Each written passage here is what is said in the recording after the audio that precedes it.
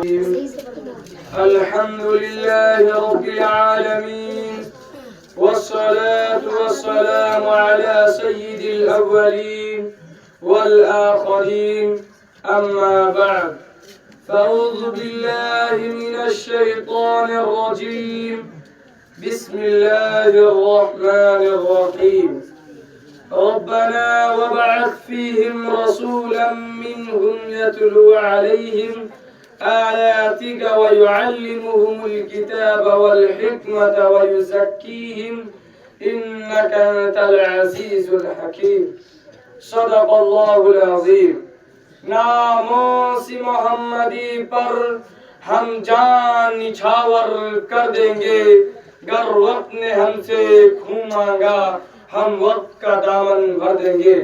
محترم حضرات اور میری پیاری ماں بہنوں، سرکار کائنات صلی اللہ علیہ وسلم کی پیدائش مبارک 12 ربیع الاول 22 اپریل پیر کا دن صبح صادق کا وقت 4:20 پر ہوئی ہے۔ 4:20 پر اس لیے کہ 23 اپریل کو مکہ میں صبح صادق 4:20 پر ہوتی ہے۔ ولادت کا وقت قریب آیا تو حضرت عبد الرحمن بن عوف حضرت عثمان بن ابی العاص کی والدہ موجود تھی۔ فرماتی ہے کہ کیا دیکھتی ہوں دراز قامت خوبصورت عورتیں گھر کے اندر داخل ہوتی ہے۔ علماء کا قول ہے وہ حضرت آسیہ اور حضرت مریم اور ان کے ساتھ جنت کے حوریں تھی کہ آمنہ کے خدمت کے لیے یہ پاکیزہ عملہ مقرر ہوا تھا۔ حضرت آمنہ فرماتی ہے کہ ولادت کے بعد میں نے اپنے بیٹے کو دیکھ کر حیران رہ گئی، میرا نور نظر لختے جگر سجدے کے حالت میں پڑا ہوا ہے، گویا کہ آپ نے پہلے ہی دن سے وحدت کی دعوت دے دی، صرف اللہ کے سامنے جھکنا چاہیے۔ عزیز ساتھیوں اور مشفق اساتذہ کرام، اب میں جو بات کہنا چاہتا ہوں اسے دل کے کانوں سے سنیے۔ جب آپ صلی اللہ علیہ وسلم کی ولادت ہوئی، حضرت آمنہ کی نظر اپنے نور نظر لختے جگر چاند سے خوبصورت بچے پر پڑی تو آنکھ میں آنسو بھر آئے۔ کاش کہ اس چاند سے خوبصورت معصوم بچے کے ابا زندہ ہوتے، اس کو دیکھتے تو کتنا خوش ہوتے، اس کو چومتے، پیار کرتے، اس کے لیے کھلونا لاتے۔ تو غیب سے آواز آتی ہے، آمنہ فکر مت کرو، اگر کھلونا مانگے تو چاند کو کھلونا بنا دوں گا، اگر پیار و محبت چاہے تو اپنے پاس عرش پر بلا لوں گا، اگر وہ چاہے تو اس کے اوپر بادلوں سے سایہ کرواؤں گا۔ محترم حضرات، سرور کائنات صلی اللہ علیہ وسلم جب دنیا میں قدم رکھے تو آپ در یتیم تھے۔ آپ صلی اللہ علیہ وسلم یتیم بن کر اس لیے آئے کہ امت کو بتانا تھا میں نے شروع سے لے کر مرنے تک مصیبتیں کاٹی ہے، تاکہ دکھی مفلس لوگ میری زندگی کو دیکھ کر تسلی حاصل کر لے، خدا اس میں بھی کوئی مصلحت ہوگی۔ جب آپ صلی اللہ علیہ وسلم حضرت آمنہ کے پیٹ میں ہی تھے تو آپ صلی اللہ علیہ وسلم کے والد عبداللہ کا انتقال ہو گیا تھا۔ الغرض اس کے بعد دادا عبد المطلب نے کفالت کی۔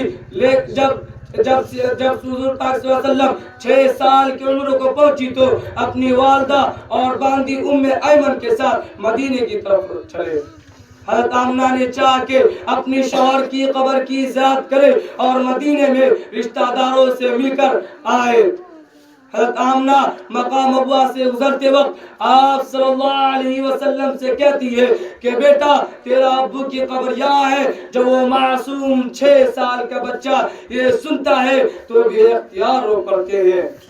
وہیں پر حضرت آمنہ کی طبیعت خراب ہونے لگتی ہے۔ ابوا بھی ایک ایسا مقام ہے جہاں پر دور دور تک گھر نظر نہیں آتے، صرف کالے پتھر ہے۔ اسی ویران جگہ میں ایک 6 سال کا بچہ اپنی ماں کو اپنی آنکھوں سے مرتا دیکھ رہا ہے۔ اس بچے پر بھی کیا بیت رہی ہوگی کہ وہ پردیس میں اپنی شفقتوں اور محبتوں کا چراغ اپنی آنکھوں سے بجھتا دیکھ رہا ہے۔ یقیناً اس منظر کا دیکھ کر وہاں کا چہرہ بھی کانپ اٹھا ہوگا۔ تو ماں بچے کے چہرہ پر ہاتھ پھیرتے ہوئے کہتی ہے کہ بیٹا میرا وقت قریب آ گیا، لیکن تیرا نام دنیا کے کونے کونے اور چپے چپے میں چمکے گا۔ حضرت آمنہ آخری نگاہ بچے پر ڈالتی ہوئی دنیا سے رخصت ہو جاتی ہے۔ کسی طرح حضرت ام ایمن قبر تیار کرتی ہے اور معصوم بچے کے سامنے ماں کو قبر میں ڈال دیتی اور دفن کر دیتی ہے۔ تو معصوم بچے روتے ہوئے اپنے ننھے ننھے ہاتھوں سے ماں کی قبر پر مٹی ڈالتا ہے۔ محترم سامعین، الغرب اس کے بعد حضرت ام ایمن آپ صلی اللہ علیہ وسلم کے ہاتھ پکڑ کر مکہ کی طرف روانہ ہوتی ہے۔ اب وہاں سے مکہ 3 دن کا راستہ ہے، تو معصوم بچہ مکہ تک روتے ہوئے جاتا ہے۔ مکہ تک اس کے آنسو پہنچنے والا بھی کوئی نہیں ہوتا۔ کتب سیرت میں موجود ہے، صلح حدیبیہ کے موقع پر آپ صلی اللہ علیہ وسلم کے گزر وہاں سے ہوا تو آپ صلی اللہ علیہ وسلم نے اپنی ہاتھوں سے اپنی ماں کی قبر کی مٹی کو درست کیا اور اس قدر روئے کہ آپ کے داڑھی مبارک تر ہو گئی۔ یہ منظر دیکھ کر صحابہ کرام بھی رونے لگے۔ بہرحال جب آپ صلی اللہ علیہ وسلم مکہ پہنچے، پھر دادا عبد المطلب نے آپ صلی اللہ علیہ وسلم کی کفالت کی، لیکن 2 ہی سال آگے بڑھے تھے کہ دادا جان کا بھی انتقال ہو جاتا ہے۔ ایک مرتبہ حضور پاک صلی اللہ علیہ وسلم صحابہ سے عرض کیا، مجھے اب بھی یاد ہے کہ میرے دادا کا انتقال ہوا تھا، میں جنازے کے پیچھے پیچھے روتا ہوا جا رہا تھا۔